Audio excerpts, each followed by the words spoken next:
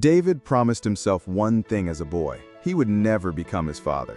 But sometimes, the promises we make in anger become the very battles we have to fight every single day. Picture this: a 6-year-old boy standing at his bedroom window, watching his father's taillights disappear into the darkness. That boy was David Martinez, and that night changed everything. As the red lights faded, David whispered a promise to his reflection in the glass. "I will never be like him. I will never leave." 30 years later, David thought he'd kept that promise. But some patterns run deeper than we realize. David was everything his father wasn't. At 34, he was the dad who never missed a soccer game, who read bedtime stories with different voices for each character, who built blanket forts on rainy Saturdays. His 6-year-old son Ethan would light up every time David walked through the door, running full speed into his arms like he was the most important person in the world. "Daddy's home," Ethan would shout, and David's heart would swell with something he'd never felt as a child. The certainty that he was loved, that he was wanted, that he would always be there. Sarah, his wife, would watch these moments from the kitchen doorway, smiling. "You're nothing like your father," she'd tell him later. And David wore those words like armor against his deepest fears. At barbecues with friends, other parents would joke, "How do you do it, David? You're like super dad." And David would shrug modestly, but inside he felt proud. He was proof that a man could rewrite his own story. The contrast was stark and deliberate. Where his father had been absent, David was present. Where his father had been cold, David was warm. Where his father had made promises he couldn't keep, David kept every single one. "I love you to the moon and back, buddy," David would tell Ethan every night, tucking him in with the same ritual. 3 kisses on the forehead, 1 on each cheek, and a whispered, "Sweet dreams." "I love you to the moon and back and around all the stars, Daddy," Ethan would whisper back, his small arms wrapped tight around David's neck. Those were the golden days. The days when David believed love and good intentions were enough to outrun the past. But life has a way of testing our best intentions. The promotion came with longer hours and bigger pressure. David told himself the extra work was temporary, just until he proved himself, just until things settled down. What he didn't realize was that stress has a way of awakening old ghosts. Sarah noticed the changes first. The way David's jaw would clench when his phone buzzed at dinner. How he'd snap at small things, a toy left on the stairs, dishes in the sink. She'd grown up with an angry father too, and she recognized the signs. "You're working too much," she'd say gently. But David would brush her off. "It's temporary, babe. I've got this under control." "Sorry, buddy, Daddy has to work late tonight," became a phrase that rolled off his tongue too easily. Sarah started doing bedtime alone more often. Ethan stopped running to the door when David came home, partly because David was coming home after Ethan was already asleep. The first soccer game David missed, Ethan asked afterwards, "Where was Daddy?" "He had to work, sweetheart," Sarah explained. But she caught David's eye with a look that said, "This isn't who we agreed you'd be." The school recital was the breaking point for Sarah. Ethan sang "You Are My Sunshine" on stage, his little eyes scanning the audience for his father's face. David watched it later on Sarah's phone, and something twisted in his chest as he saw his son's smile falter when he didn't find him there. "He asked me 3 times if you were coming," Sarah said that night, her voice carefully controlled. "I lied to him 3 times. The dinners became battlegrounds of silence. David would sit with his phone, responding to emails while Sarah and Ethan ate quietly. When Sarah tried to engage him, "Tell Daddy about your day, Ethan," David would give distracted half responses that made his son shrink a little smaller each time. Sarah watched her husband disappearing into the same pattern she'd seen in her own childhood, and she felt a familiar dread settling in her chest. Then came the night that changed everything. David had been wrestling with a presentation that could make or break his quarter. His laptop was spread across the kitchen table, papers everywhere, his phone buzzing relentlessly with messages from his boss. The pressure felt crushing, not just to succeed, but to provide, to be the father who could give his family everything his own father never could. That's when it happened. Ethan, fresh from his bath in his dinosaur pajamas, was reaching for a glass of milk on the counter. The glass slipped from his small hands, crashed to the floor, and milk splattered everywhere. Something inside David snapped. "Damn it, Ethan, can't you see I'm working? Why can't you just be more careful? I can't deal with this right now." The words exploded out of him with a force that surprised even him. His voice was loud, harsh, echoing off the kitchen walls. Ethan's face crumpled, but it wasn't just sadness in those eyes. It was fear. The same fear David remembered feeling as a child when voices got too loud and love felt conditional. Ethan's bottom lip started trembling. "I'm sorry, Daddy," he whispered, his voice so small it was barely audible. "I didn't mean to." He looked up at his father's angry face, and in a voice that broke David's heart, "Don't go away, Daddy." The words hit David like a physical blow. Time seemed to stop as he stared at his son, this beautiful, innocent child who was now afraid of him. In that moment, David saw himself through Ethan's eyes, and what he saw terrified him. The angry man standing in the kitchen looked exactly like the ghost he'd been running from his entire life. That night, after Ethan was asleep and the milk was cleaned up, Sarah found David on the back porch, staring at the stars. "We need to talk," she said, her voice steady but firm. "This isn't working, David. You're becoming someone I don't recognize, and Ethan is starting to flinch when you raise your voice." She sat down beside him, close enough that their shoulders touched. "I grew up walking on eggshells around my dad's moods. I won't let Ethan grow up that way too." The conversation that followed was brutal in its honesty. Sarah talked about the man she'd married versus the man sitting next to her. David talked about the pressure, the fear of failure, the way work stress made him feel like he was drowning. "Maybe you'd all be better off without me," David said finally, the words hanging heavy in the night air. "No," Sarah said firmly. "You don't get to take the easy way out. You don't get to make this choice for us." Her voice cracked slightly. "If you want to break this pattern, you have to choose to stay and do the work.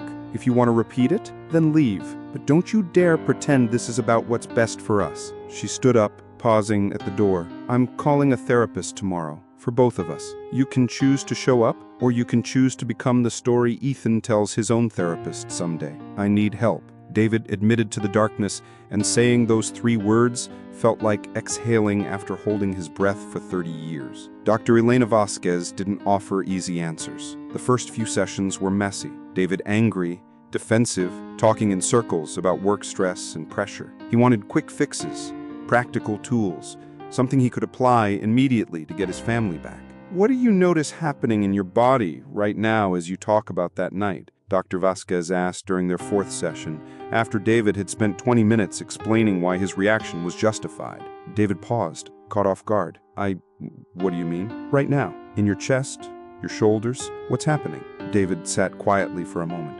"It's tight, like I can't breathe properly."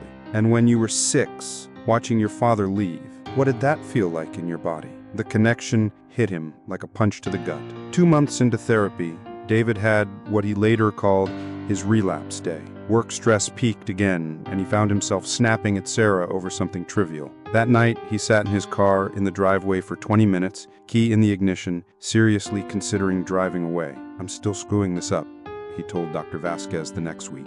"What if I can't change? What if this is just who I am?" "What makes you think you can't change?"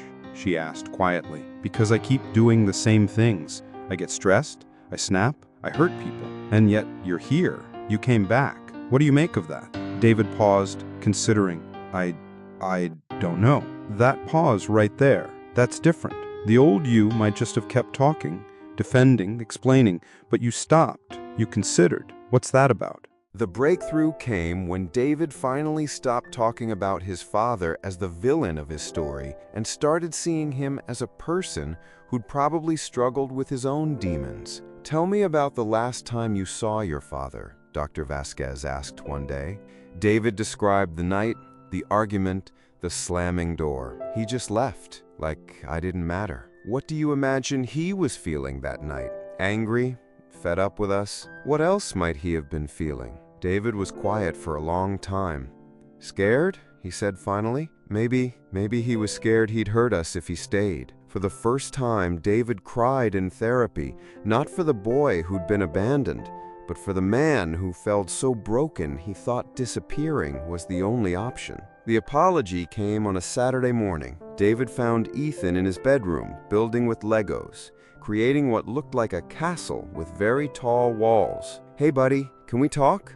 Ethan looked up and David could see the slight wariness in his eyes. the careful way children learn to read the room when love feels unpredictable. David knelt down on the floor, bringing himself to Ethan's eye level. "Ethan, I need to say sorry. When you spilled the milk, I got really mad at you and yelled. That wasn't about the milk, and it wasn't your fault. That was about my feelings, and it's my job to handle those better." Ethan's hand stilled on the Legos. "Are you still mad at me? I was never really mad at you, buddy. I was mad at myself, and I made a mistake by letting you feel that." Ethan was quiet for a moment, then looked up with those big, serious eyes that 6-year-olds get when they're asking the questions that matter most. "Are you gonna go away?" he whispered. David felt his chest tighten, but this time he was ready for the question. "No, buddy, I'm not going anywhere.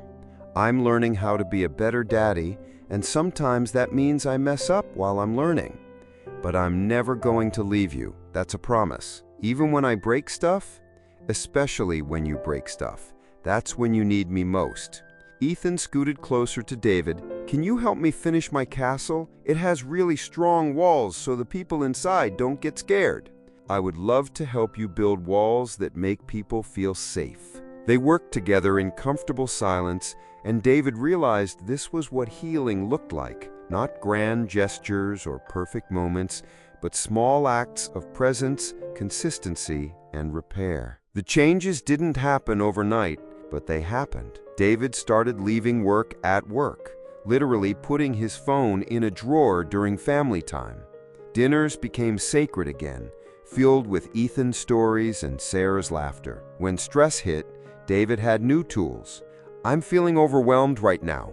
I need 10 minutes to calm down, and then I want to hear about your day." "Your grandpa wasn't a bad man," David explained one evening as they walked around the neighborhood, "but he had hurts inside him that he didn't know how to heal.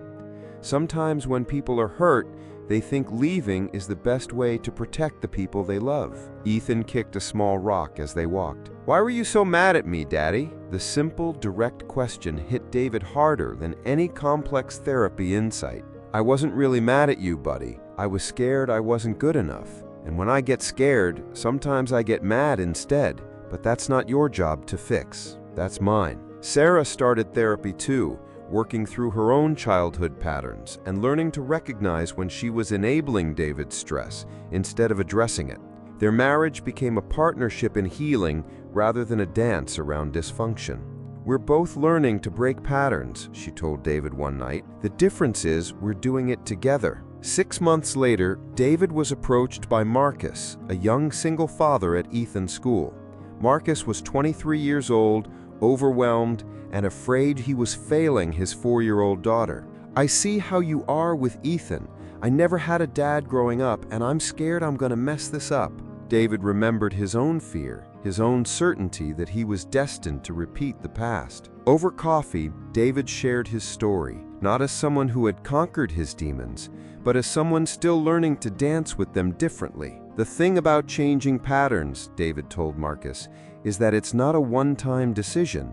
It's a choice you make every single day, sometimes every single moment." That conversation led to regular meetings, which grew into an informal support group for fathers who were rewriting their stories. They met every other Saturday morning, men of all ages and backgrounds, united by the common goal of being better fathers than they'd had or than they'd been. "Some days I still get it wrong," David would tell the group, "but my son knows I'm trying, and he knows I'm staying. That's the difference." Today, Ethan is 8 years old. He still runs to the door when David comes home from work, still asks for 3 kisses and a whispered sweet dreams every night. But now there's something different in his eyes. Not just love, but security. The certainty that his father's love isn't conditional on his behavior. David didn't become the father he never had. He became the father he needed to be. Imperfect, learning, but always, always staying. Just last week, Ethan asked David, "Do you ever get scared, Daddy?" "Sometimes I do, buddy. Sometimes I get scared that I'll mess up, or that I won't know what to do." "What do you do when you're scared?" "Well, I used to get angry, but now I try to talk about it like we're doing right now, and I remember that being scared doesn't mean I have to run away." Ethan thought about this for a moment, the way 8-year-olds do when they're processing something important. "So, You can be scared and still be a good daddy? Yeah, buddy, I can feel scared and still choose to stay and figure it out. That's what daddies do. We stay and figure it out together. David didn't become the father he never had. He became the father he needed to be. Imperfect, learning, but always, always staying. Thank you for joining me for another story here on The Turning Point. David's journey reminds us that breaking generational patterns isn't about perfection. It's about presence, authenticity, and the daily choice to stay and do the work. Sometimes the promises we make in anger become the very battles that transform us. Your past doesn't have to determine your future, but healing your past can liberate your future. Maybe you're carrying wounds from your own childhood right now. Maybe you're afraid you're repeating patterns you swore you'd never repeat. Maybe you're in that moment where walking away feels easier than staying and fighting for change. But here's what I want you to remember. The fact that you're worried about your impact means you already care more than those who hurt you. Your consciousness is your superpower. Your willingness to do the hard work is your gift to the next generation. Healing isn't linear. There will be setbacks, days when you feel like you're failing, moments when the old patterns feel stronger than your new choices. That's not failure. That's being human. The victory isn't in never falling down. It's in getting back up and choosing differently tomorrow. If David's story moved you, I'd love to hear about a pattern you're working to change in your own life. Maybe you're still in the middle of the struggle. Maybe you're just beginning to recognize the cycle. Leave a comment below and share your story. Your turning point might inspire someone else who needs to hear it. And if you're ready for another powerful transformation story, we drop a new one every week. Don't forget to like this video if David's journey resonated with you, and subscribe for more weekly stories where wounds become wisdom. Hit that notification bell so you never miss a turning point that could change everything. Your healing might be the gift your children never knew they needed. Your choice to stay and do the work might be the turning point that changes everything. I'll see you in the next video.